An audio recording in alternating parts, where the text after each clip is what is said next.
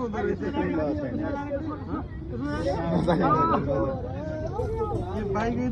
Guys आज चाहिँ म दाइको बिहेमा जान लाग्यो अनि बल्ल कपाल बाँधे त भनेको त 3 चुल्टी बाँधिरहेछ अनि हे जस्तो सुकै भओस् भनेर म चाहिँ लागे दाइको घरतर्फ जानको लागि।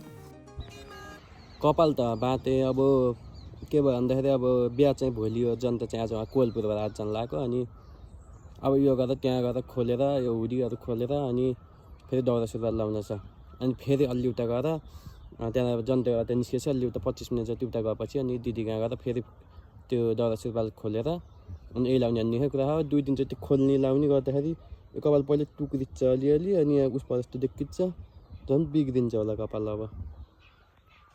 अनि म ठुलोमामको घर गएर चाहिँ रेडी भएँ कपडा खोलेर दौरा सुरुवाल लाएर अनि विशाल दाइको घरतिर जान लागेको छ। त्यहाँ बाजा आएर बनाउँदै रहेछन् अनि दाइले चाहिँ मलाई बोलाएर लो क्यामेरा भन्नुभयो अनि मैले मेरो फेभरेट क्यामेरा त्यही माथि 85mm को लेन्स पनि पाएँ एकदम खुसी भएँ। अनि क्यामेरा लिएर तल आएको चाहिँ दाइलाई सबैले टिका लगाइदिँदै रहेछन् अनि एकैछिन मैले पनि त्यहीँ उभिएर फोटोहरू खिचिदिएँ अनि फोटो खिचेको कति बेला हुन्छ दाइ भनेको त्यहीँ बेर लाग्यो अनि आएर क्याबिन बुक गरेर बस्यौँ हामी भाइहरू हामी भएर। त्यस पछाडि चाहिँ हामी कपडा फेरेर बस्यौँ फेरि दौरा सुरुवाल फेरेर अनि लाग्यो कोहलपुरतिर।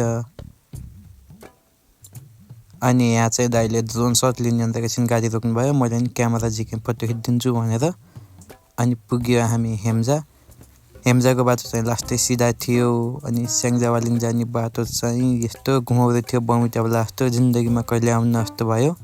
अनि पुग्दै साँझ परेर हामीले देख्यौँ राम्रो सनसेट अनि सनसेटको इन्जोय गर्दै गयो अनि रात परेको थियो भोक लाग्यो अनि त्यहाँ एक्लै आएर हामीले खाना खान बस्यो। खाना खान लागेको चाहिँ यहाँ भान्जाले चाहिँ 2 पाटी खाना खानु रहेछन् देख्दै युज गऱ्यो अनि बसमा आएर बसेको चाहिँ चस्मा व्यापारी जस्तो देखेको थियो म सबैको चस्मा सम्हालेको। अनि राति लगभग 3 बजीतिर हामी चिया खानको लागि रोक्यौँ अनि चिया खाएपछि चाहिँ हामी हिँड्यौँ आफ्नो गन्तव्यतिर फेरि।